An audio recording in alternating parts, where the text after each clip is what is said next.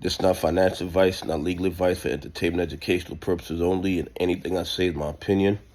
Please don't make any financial decision based on anything I say in these videos. Listen, I've been telling you guys for a very long time that the SEC is complicit with these bad actors who rob and steal from retail investors, from pension funds, and from institutions that follow the rules.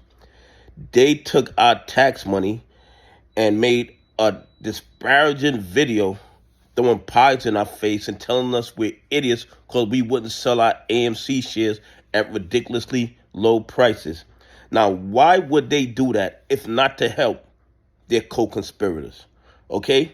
Why would they take tax money, our tax money, and make a video trying to get us to sell our AMC shares? Does that sound like a regulatory agency that protects retail investors, or does that sound like a regulatory agency that protects the bad actors? And now, further evidence that the SEC protects the bad actors. DOGE wants their payment history, they want their emails, they want to see the contracts, and the SEC is refusing to turn them over. They are a government agency. They're not a privately held company. They are a government agency. We, as taxpayers, should be able to see everything that they're doing. There should be transparency with the SEC. But you know why they won't turn it over? Because they're hiding. They're hiding how they conspired with these bad actors to rob and steal from retail investors, from pension funds, and from institutions that follow the rules. No doubt in my mind about that. That is why they're refusing to turn over the information, because the information is going to expose how the SEC was complicit with a majority of the fraud that goes on in our stock market. And it's because of this revolving door where these guys go from private industry to SEC, SEC to private industry. So they all take care of each other. They don't care about protecting retail investors. They don't care about protecting pension funds. They don't care about protecting institutions that follow the rules. All they care about is protecting the 1%ers and protecting the criminals that have been robbing and stealing from us probably for the last 20 years. For the last 5 years, we've been paying more attention to it, but the evidence of the fraud and corruption was always there. You can see it in the fines that these guys have paid over the years for naked shorting, market manipulation, and all sorts of things.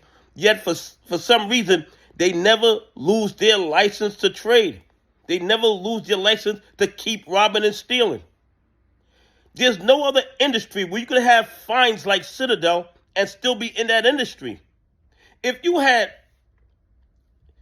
20 violations on your driver's license, would you be driving? You would not have a driver's license.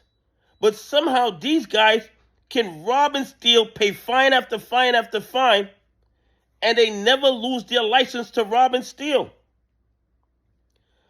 I hope DOGE forces them to turn over. They shouldn't even have to force them. You're a government agency. You have to turn over government emails. I mean, it doesn't even make no sense to me that they think they can not turn it over. You're a government agency. You have to turn over government stuff. Is this a threat to national security? I mean, what's going on here? What's going on here? I believe, just my opinion, that these emails, these contracts are going to prove that the SEC was complicit in working with the bad actors who've been robbing and stealing from retail investors, pension funds, and institutions that follow the rules for the last 5 years under the leadership of Gary Gensler, who we know was working for the banks to suppress XRP. Anyway, please leave some comments. Tell me what you think. Why do you think the SEC is refusing to turn over the emails? What are they trying to hide?